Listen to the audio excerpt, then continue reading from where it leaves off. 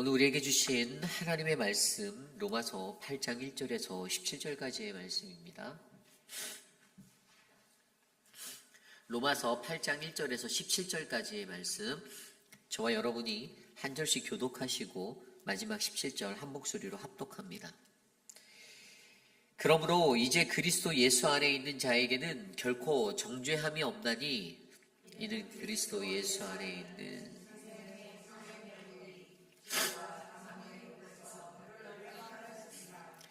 율법이 육신으로 말미암아 연약하여 할 수 없는 그것을 하나님은 하시나니 곧 죄로 말미암아 자기 아들을 죄 있는 육신의 모양으로 보내어 육신의 죄를 정하사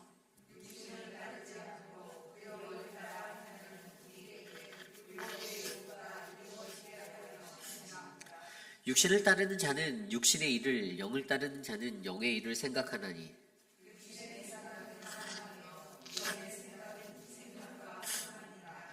육신의 생각은 하나님과 원수가 되나니 이는 하나님의 법에 굴복하지 아니할 뿐 아니라 할 수도 없음이라. 만일 너희 속에 하나님의 영이 거하시면 너희가 육신에 있지 아니하고 영에 있나니 누구든지 그리스도의 영이 없으면 그리스도의 사람이 아니라. 너희 안에 계시면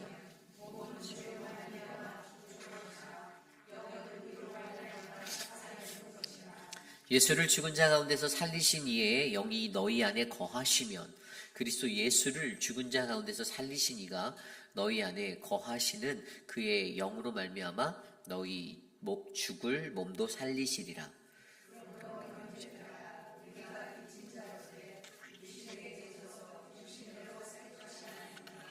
너희가 육신대로 살면 반드시 죽을 것이로되 영으로서 몸의 행실을 죽이면 살리니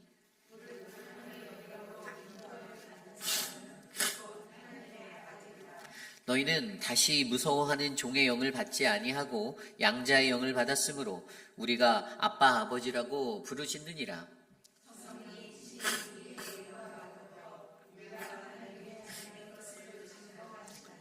자녀이면 또한 상속자 곧 하나님의 상속자요 그리스도와 함께한 상속자니 우리가 그와 함께 영광을 받기 위하여 고난도 함께 받아야 할 것이니라.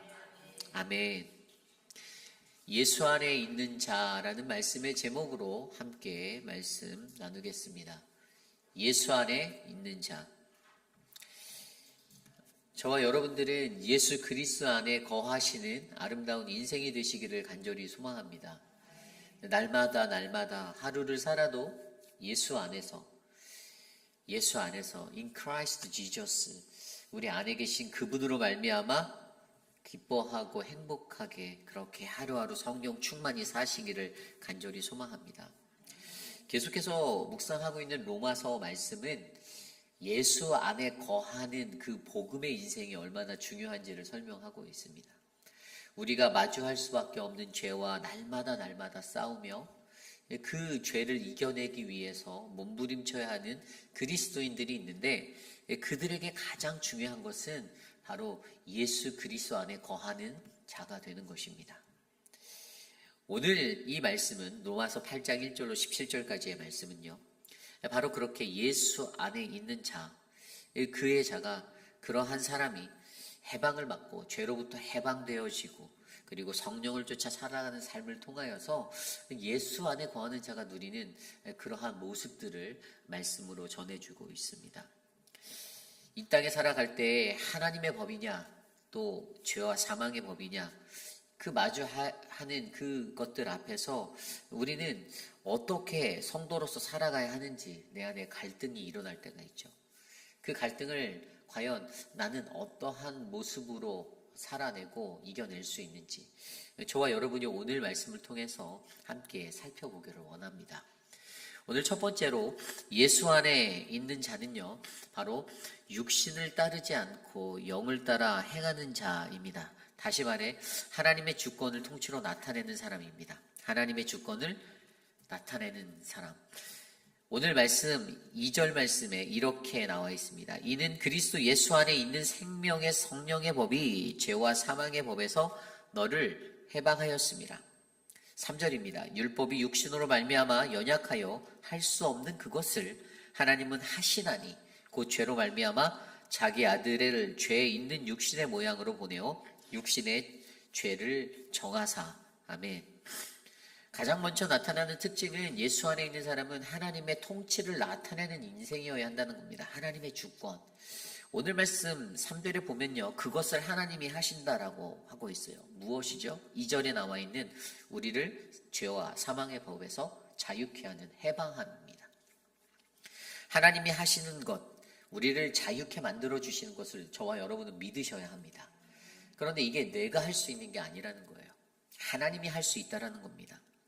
성령 충만하는 바다, 하나님의 영으로 살아가는 자가 죄에서 자유케 되고 해방케 되는 것, 이것은 육신에 가득한 율법으로 말미암아 이루어질 수 있는 것이 아니라 바로 하나님의 영으로, 바로 하나님이 하시는 것이다라고 오늘 말씀은 증거하고 있습니다. 예수 그리스도 안에서 어떻게 해요? 그분의 통치 아래 있으면요, 우리는 생명의 성령의 법에 따라 다스림을 받게 된다라는 사실입니다. 그러므로 우리는 이 자유함을 누릴 수 있고, 우리는 그것으로 말미암아 하나님은 하신다라는, 하나님이 하신다라는 이 사실에 증거물들이 될 수 있는 것입니다. 성령에 따라 인도하심을 받아 살아가는 우리들의 인생이 이 삶을 살아낼 때에 가장 먼저 드러나야 하는 것은 바로 내가 아닌 하나님이 이 삶을 주장하시고 통치하신다라는 그분의 주권을 나타내는 것입니다. 저는 저와 여러분들의 삶에 그러한 은혜가 넘쳐나기를 소망합니다. 하나님의 주권, 그 통치를 나타내는 것. 그렇다면 우리가 고민해 봐야겠죠? 하나님의 주권이 무엇인가? 하나님의 통치, 그 나타내는 것이 과연 무엇인가라는 것입니다. 성경 속에 보면요, 수많은 이야기들이 하나님의 통치로 이루어진 사건들이 엄청나게 많이 나와 있습니다. 인간이 하는 것 같아 보여도 그 모든 것들을 이끄시고 행하시는 분이 하나님이었어요. 창세기 41장에 보면 요셉이 애굽으로 팔려가서 어떻게 됩니까? 바로 앞에 이제 서게 되죠. 관원장들이 바로가 꿈을 꿔서 그 꿈을 해석해야 되는데 해석하지 못해서 이전에 그 꿈의 해석에 능통한 이 요셉이라는 사람에 대해서 술 맡은 관원장의 그 레코멘드 추천을 받아서 그래서 바로 앞에 서게 됩니다. 그런데 바로가 그 꾸었던 꿈을 해석하여 줄 때에 그때의 성경 말씀은 그의 그 모든 것들에 대해서 이렇게 설명하고 있습니다. 바로가 어떤 꿈을 꿨습니까?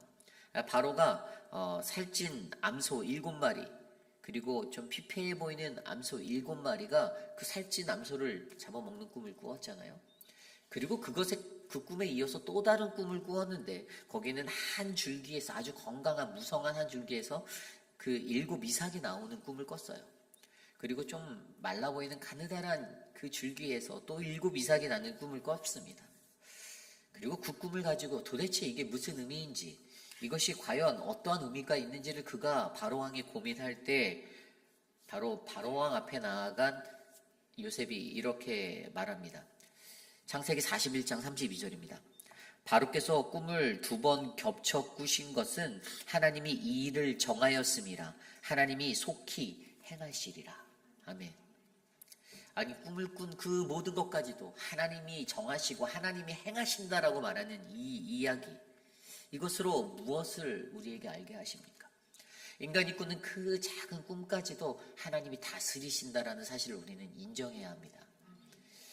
이 꿈의 해석은 무엇이었죠? 그들에게 7년 동안 풍년이 있다가 7년 뒤에 흉년이 올 것인데 그것을 대비하는 것에 대해서 요셉을 통하여 지혜를 주고 애굽이 건짐을 받게 되는 사건이었습니다.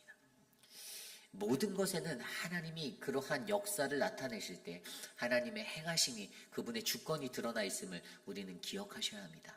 이 요셉이 잘나서가 아니었잖아요. 요셉의 특출난 재주로 이것을 해결한 것이라고 믿으면 오판입니다. 하나님이 이 일을 다스리셨고 주장하셨고 정하셨고 하나님이 요셉을 그 도구로 사용하셨던 것입니다. 신약 성경에 넘어가면 사도행전에도 동일한 그러한 이야기가 나오고 있습니다. 사도행전 19장 11절에 보면 하나님이 바울의 손으로 놀라운 능력을 행하게 하시니라는 말씀이 나와요. 사도행전 19장의 배경은 무엇일까요? 3차 전도 여행에서 에베소 교회, 에베소 지역을 다녔던 그때 바울의 성공적인 사역이 19장에 나와 있습니다. 그가 방언을 하고 예언을 하고 세례를 베풀 때 수많은 또 강론을 펼칠 때 하나님의 말씀을 설파할 때에 어떻게 해요? 그곳에서 놀라운 역사가 일어났습니다. 성경은 2해 동안에 바로 그 헬라인과 유대인들 그 땅에 사는 수많은 사람들이 바로 하나님을 알게 되고 구원을 얻었다라고 기록하고 있어요. 엄청난 일들이 일어났습니다. 그런데 그것이 바울 스스로의 능력이었습니까? 아니죠. 바울을 통한 하나님의 손으로 놀라운 능력을 행함을 나타냈다는 것입니다. 살아계신 하나님의 주권과 통치, 역사 그 모든 것이 하나님의 손에 있음을 선포해 주시는 것입니다.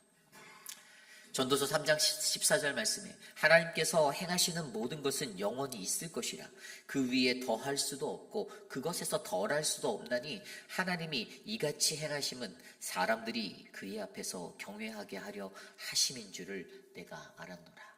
아멘. 하나님의 행하심을 보고 그렇다면 우리가 무엇을 경험해야 합니까? 무엇을 인지해야 되죠? 바로 하나님의 행하심은 사람들이 그의 앞에서 경배하려는 우리가 그를 예배하는, 그를 두려워하려는 그러한 존재로 살게 하려 하심, 하나님을 두려워하는 마음으로 섬기게 하려는 그 모습이 저와 여러분 우리들 안에 일어날 줄 믿습니다. 저는요, 예수 안에 있는 자, 그러한 저와 여러분들의 모습이 하나님의 주권을 나타내심으로 하나님을 두려운 마음으로 잘 섬기는 거룩한 믿음의 백성 되기를 간절히 소망합니다. 이것이 오늘 말씀의 첫 번째, 예수 안에 있는 자, 하나님의 주권을 나타내야 합니다입니다. 오늘 두 번째로 예수 안에 있는 자는요, 바로 율법의 요구를 이루어지게 하기 위해, 이 다른 말로 하면 온전한 삶을 이루라입니다. 오늘 말씀 4절이에요. 육신을 따르지 않고 그 영을 따라 행하는 우리에게 율법의 요구가 이루어지게 하려 하심이니라. 아멘. 율법의 요구가 육신을 따르지 않고 그의 영을 따라 살아가는 자에게 이 율법의 요구가 이루어지게 하려 한다. 하나님의 말씀이 성취되는 것, 이루어지는 것을 말합니다. 이것을 신학적인 용어로 말하면 의로운 요구가 완성된다라고 얘기해요. 의로운 요구. 하나님의 말씀으로 우리에게 주셨던 의로움들의 그 요구들, 믿는 이들은 하나님의 백성은 거룩하게 이렇게 살아가야 한다라는 그 믿음의 요구들을 성취하려 한다라는 것입니다. 여기에서 중요한 것은 그렇다면 이 율법의 요구를 이루어지는 것, 이것을 무엇이다라고 우리가 생각해야 할까요? 야고보서 3장 2절 말씀을 통해서 우리는 몇 가지를 생각해 볼 수가 있습니다. 첫 번째로 저는요, 이 율법의 요구가 이루어지는 것은요, 우리가 하나님이 우리에게 말씀을 주신 것은 우리가 죄에 거하지 않게 하려 합니다라고 생각하였어요. 우리 인간이 죄에 빠질까봐 하나님께서는 율법을 주셨잖아요. 말씀을 주셨잖아요. 단 하나입니다. 죄에 거하지 않게 하기 위해서. 그리고 다른 말로 하면 그것이 바로 온전한, 하나님이 바라시는 온전한 삶을 이루는 것이에요.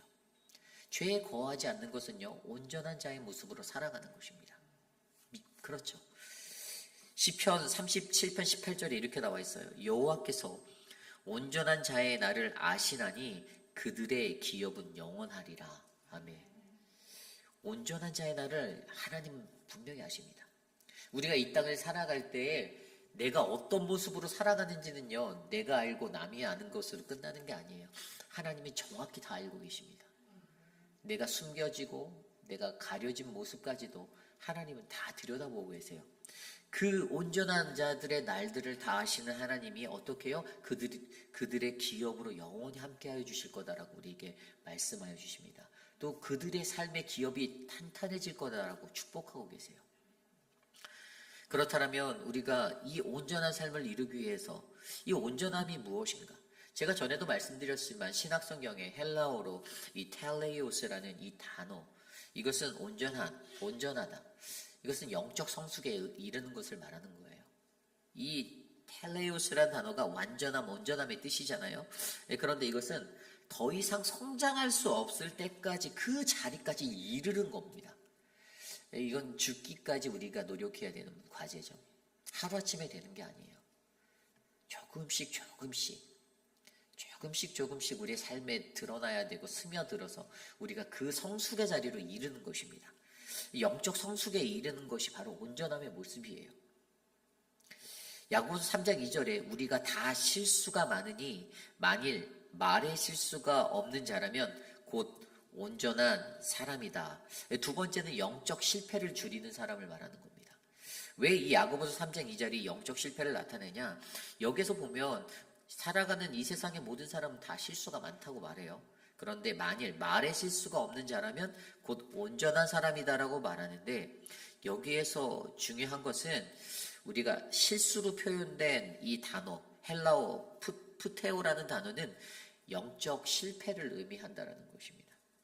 그냥 단순하게 우리가 인간적인 모습의 실패, 행동의 실패에 그치는 것이 아니라 우리가 말로 실수하고 행동에 실패하는 것, 내 태도와 내 삶이 바뀌지 않는 계속 일어나는 그 무수한 실수들은 그냥 이 푸테오라는 단어가 나타내는 영적 실수의 모습들. 결국에 온전한 자는 영적 실패를 줄여가는 사람이에요.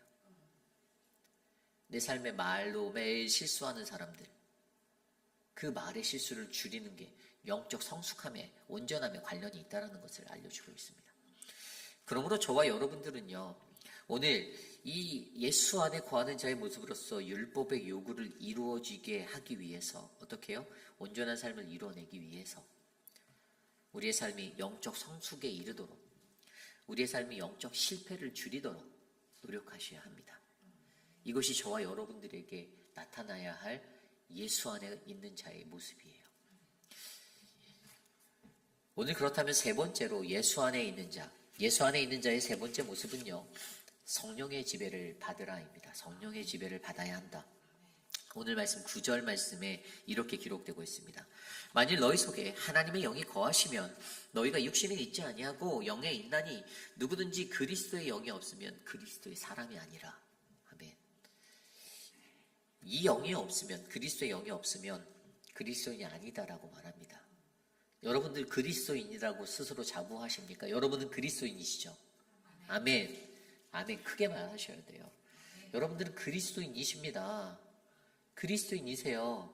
그리스도인에게 가장 필요한 게 뭐라고요? 그리스도의 영이라고 말하고 있어요. 하나님의 영이 내 안에 담겨 있어야 됩니다. 근데 그리스도의 영이 없는데 내가 그리스도인이라고 말로 100번 말하면 소용이 없는 거예요. 그리스도의 영.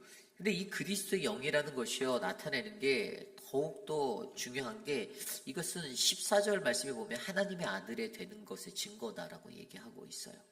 14절 말씀 볼까요? 무릇 하나님의 영으로 인도함을 받은 사람은 곧 하나님의 아들이라. 그리스도의 영, 하나님의 영이 내게 있는 자가 하나님의 아들이 된다라고 강조해 주고 있습니다. 15절에 또 뭐라고 나옵니까? 너희는 다시 무서워하는 종의 영을 받지 아니하고 양자의 영을 받았으니 우리가 아빠 아버지라고 부르짖느니라. 아멘. 16절입니다. 성령이 친히 우리의 영과 더불어 우리가 하나님의 자녀인 것을 증언하시나니. 아멘. 성령님이 우리가 하나님의 아들됨을 증거해 준다고 했어요. 내 안에 그리스도의 영이 있고 성령을 받아 살아가는 자는요, 어떠한 것을 알게 됩니까?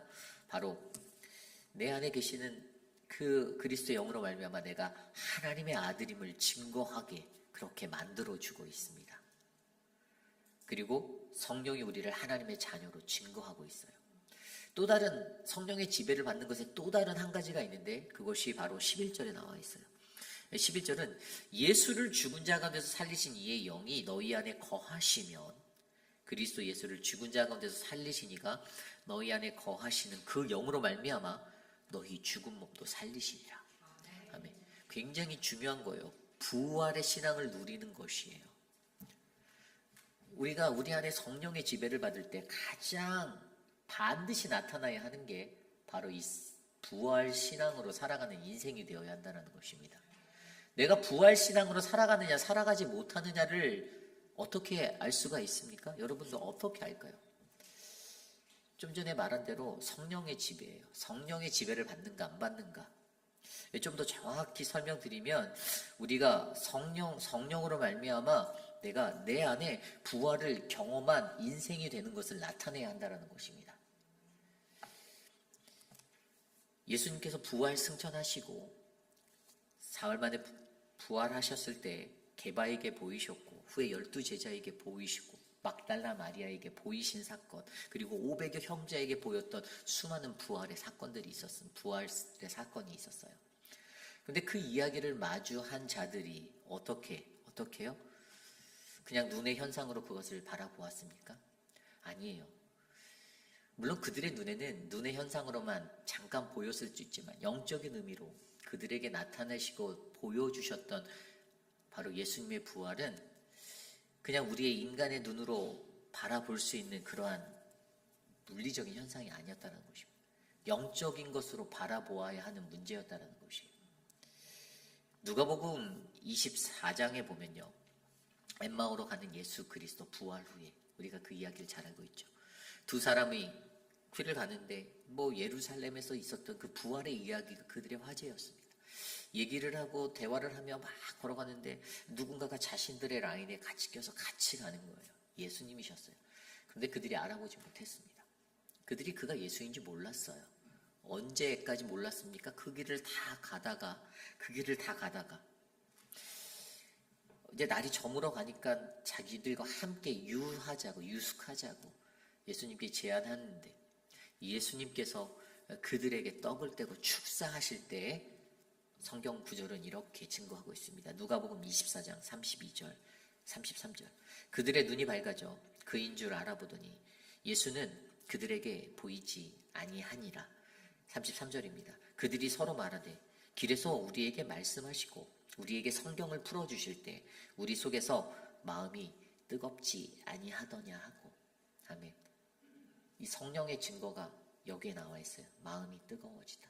부활신앙으로 살아가는 자는요, 마음이 뜨거워져야 합니다. 이게 중요해요.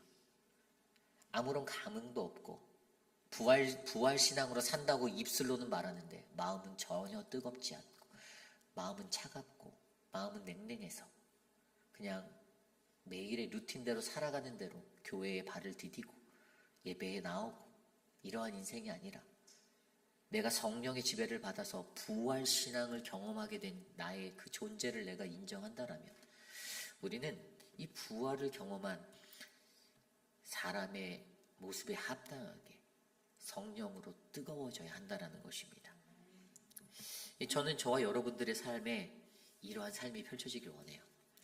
이 시대를 살아가는 많은 사람들은 부활신앙은 그냥 예수님의 이야기라고 생각하고 살아갈 때가 많습니다.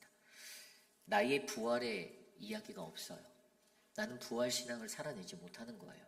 그게 문제입니다. 내 안에 뜨거움이 없고 내 안에 나에 대한 부활신앙이 왜 없죠? 내가 십자가에 죽지 않았으니까 없는 거죠. 죽지도 않았으니 부활도 없는 것입니다.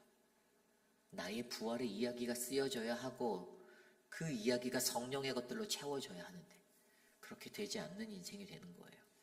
그러므로 오늘 말씀에서 예수 안에 있는 자에게는 성령의 지배를 받기 위하여 어떻게 해요?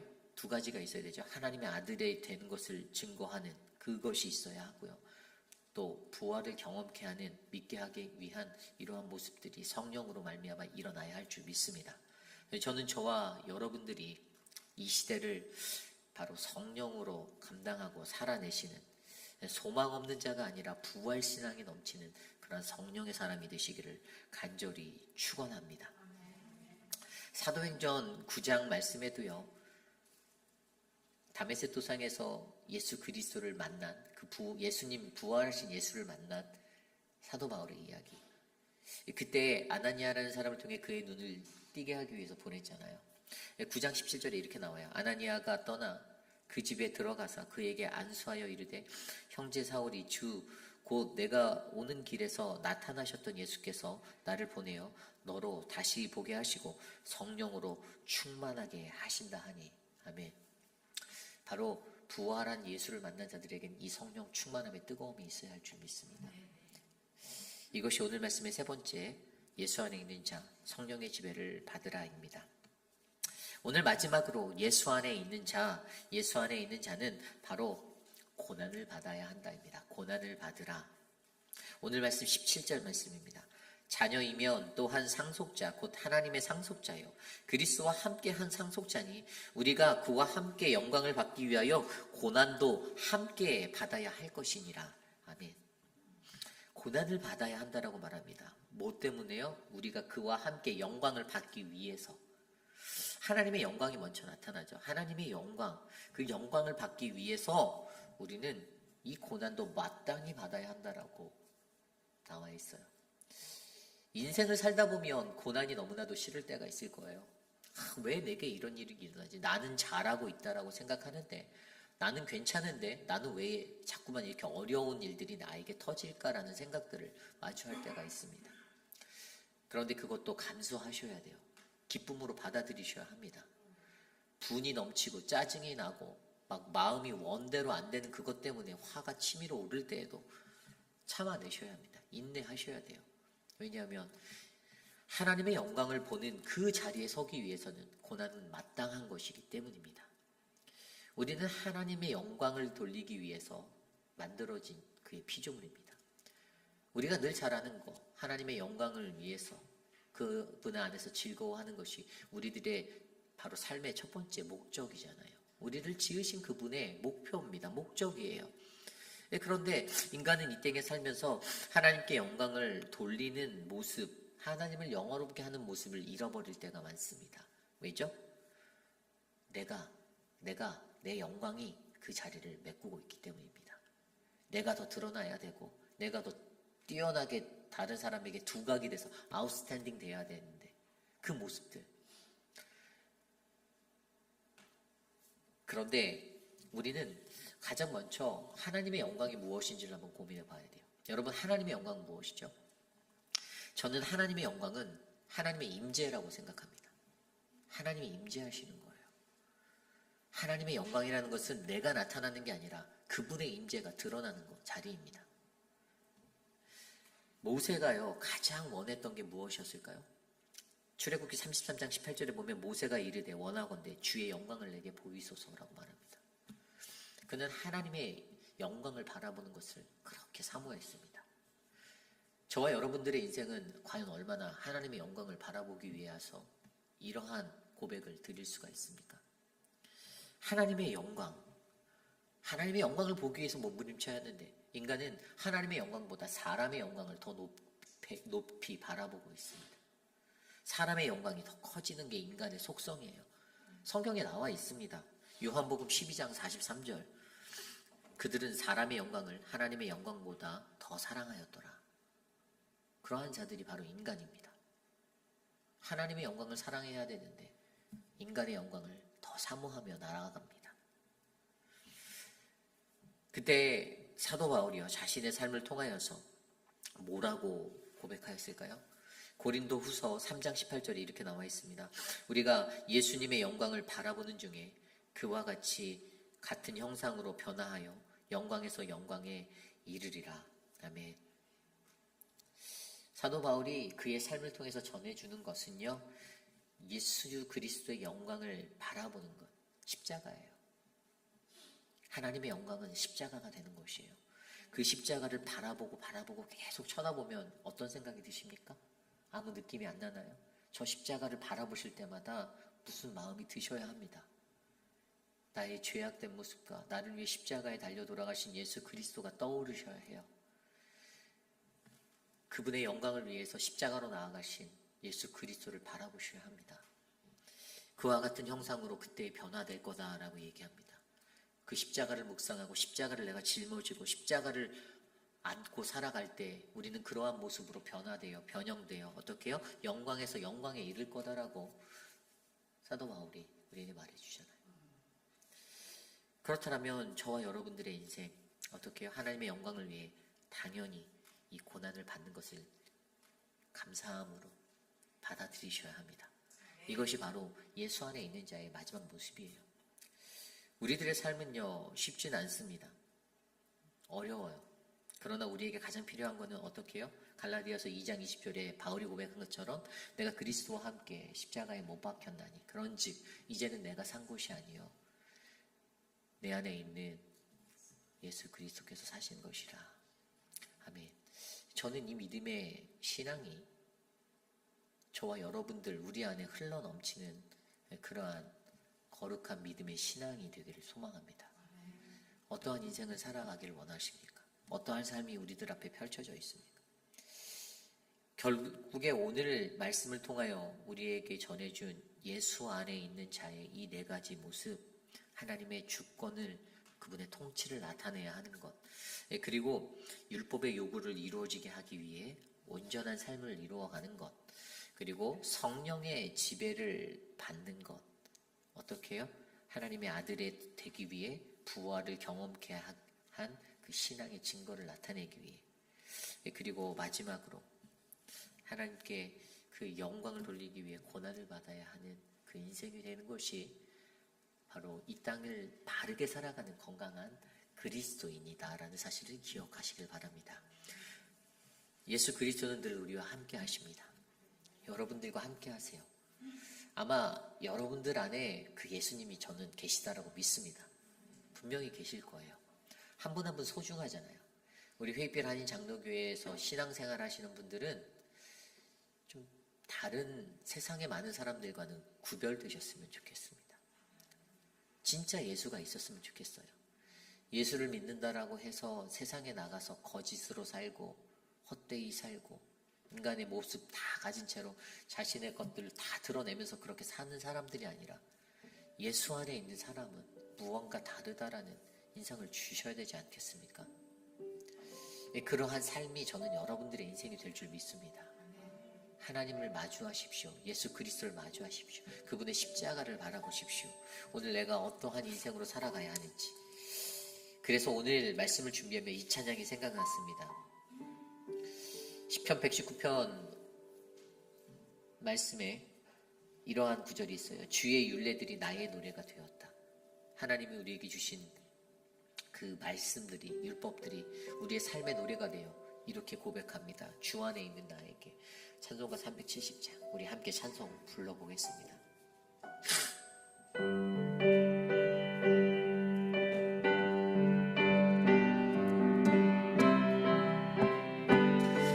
주 안에 있는 나에게, 주 안에 있는 나에게 남기심이 있으랴. 십자가 밑에 나가 내 짐을 풀었네. 주님을 찬송하면서 할렐루야 할렐루야. 내 앞길 멀고 매도 나 주님만 따라가리. 그들여 의미 변하여 내 기도 되었고 전날의 안수며 나여 내 노래 되었네. 주님을 찬송하면서 할렐루야 할렐루야. 내 앞길 멀고 매도 나 주님만 따라가리. 내 주를 자비하셔서 늘 함께 계시고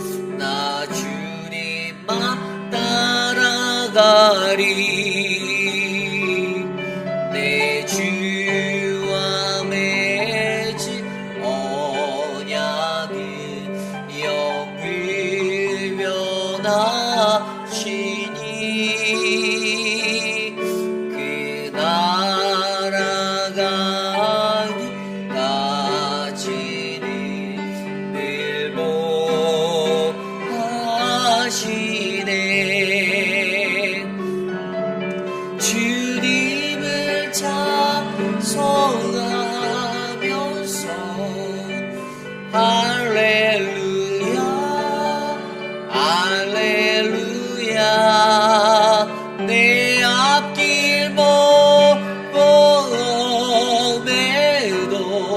나 주님만 따라가리.